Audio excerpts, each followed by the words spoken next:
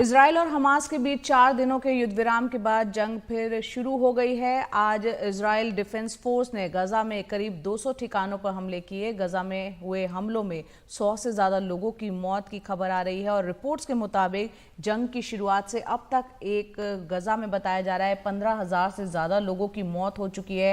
हालांकि इन आंकड़ों पर इजराइल सवाल भी उठाता रहा है। इजराइल और हमास के बीच 7 दिनों तक चला युद्ध विराम खत्म हो गया है। इजराइल के फाइटर जेट्स ने गाजा पट्टी को फिर निशाना बनाना शुरू कर दिया है। शुरुआती हमलों में ही 36 फिलिस्तीनियों के मारे जाने की जानकारी हमास के स्वास्थ्य मंत्रालय की तरफ से दी गई है। जाहिर है ये आंकड़ा अभी और बढ़ेगा और लगातार बढ़ता जाएगा। गौरतलब है कि इस बार दक्षिणी गाजा के इलाके में उसी तरह की पर्चियां गिराई जा रही हैं जिस तरह की पहले उत्तरी गाजा में गिराई गई और उत्तरी गाजा के लोगों को उत्तरी गाजा छोड़कर दक्षिणी गाजा जाने को कहा गया ताकि वे इजराइल के हमले की जद में न आएं। 10 लाख से अधिक लोगों ने गाजा सिटी और उत्तरी गाजा के अलग अलग इलाकों से दक्षिणी गाजा का रुख किया, वहां जाकर पनाह ली। अब उनको वहां से भी आगे जाने को कहा जा रहा है। गाजा पट्टी की कुल आबादी जो है वो 23 लाख के करीब है। माना जा रहा है कि दक्षिणी गाजा में फिलहाल 20 लाख के आसपास लोग हैं और इतने लोग सवाल है कि जाएंगे तो जाएंगे कहाँ।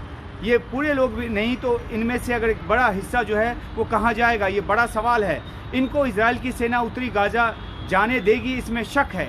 उत्तरी गाजा में उसका ग्राउंड ऑफेंसिव जो है अभी ख़त्म नहीं हुआ है। हमास के नेटवर्क को बहुत नुकसान पहुंचा है, लेकिन उसके टनल नेटवर्क और दूसरे भूमिगत ठिकानों को पूरी तरह से नष्ट नहीं किया जा सका है। अपने हिसाब से हमास के खात्मे तक जो इजराइल है और उसकी जो सेना है उत्तरी गाजा पर अपना कब्जा रखेगा और आबादी को भी दूर रखेगा ताकि सैन्य ऑपरेशन के दौरान उस पर यह आरोप न लगे कि आम लोगों की जो मौत है वो हो रही है।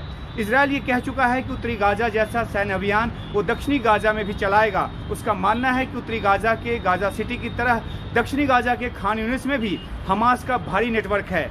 हमास के मिलिट्री विंग जो है अल-कासिम, उसका जो मुखिया है याहिया सिनवार, उसके भी खान यूनिस में होने की बात बताई गई है।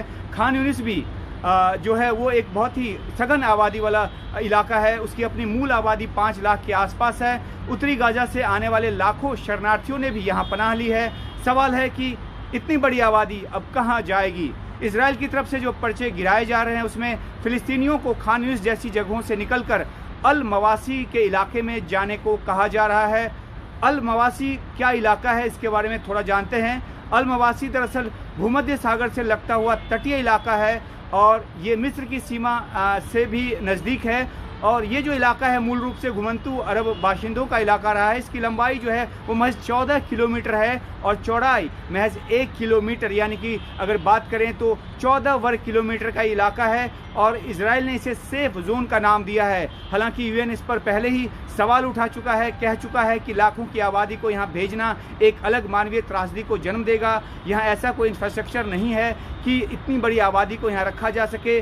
ठंड का मौसम आ रहा है और गाजा में खाने पीने की चीज़ों की भारी किल्लत पहले से है, लेकिन इजराइल ने जब तय कर लिया है तो वो इस पर हर हाल में जो है वो अमल चाहेगा। और जाहिर सी बात है कि जो अल मवासी का छोटा सा इलाका है जो कि गाजा पट्टी के इलाके का एक सुदूरवर्ती दक्षिणी कोना है, इलाका है और वहाँ जाने को कहा जा रहा है। लेकिन चलते चलते एक बात और कि आपको याद होगा कि इजराइल की एक सैन्य योजना का दस्तावेज लीक हुआ था जिसमें यह कहा गया था कि गाजा पट्टी की आबादी को मिस्र के सिनाई प्रायद्वीप में भेजने की बात है। हालांकि इजराइल के पीएमओ की तरफ से इसका खंडन किया गया था, लेकिन जिस तरीके से दक्षिणी गाजा के लोगों को एक छोटे से इलाके में और बिल्कुल सुदूरवर्ती दक्षिणी इलाके में समेटने की कोशिश हो रही है, सवाल यह है कि क्या गाजावासियों के लिए मिस्र के इलाके का रुख करना ही अंतिम उपाय होगा। मिस्र ऐसा नहीं चाहेगा, ये भी तय है, लेकिन आगे बहुत कुछ देखा जाना बाकी है। लेकिन बात अभी यही कि जो अल मवासी का इलाका है, छोटा इलाका है, 14 वर्ग किलोमीटर का इलाका है और इसमें इतने लाख लोगों को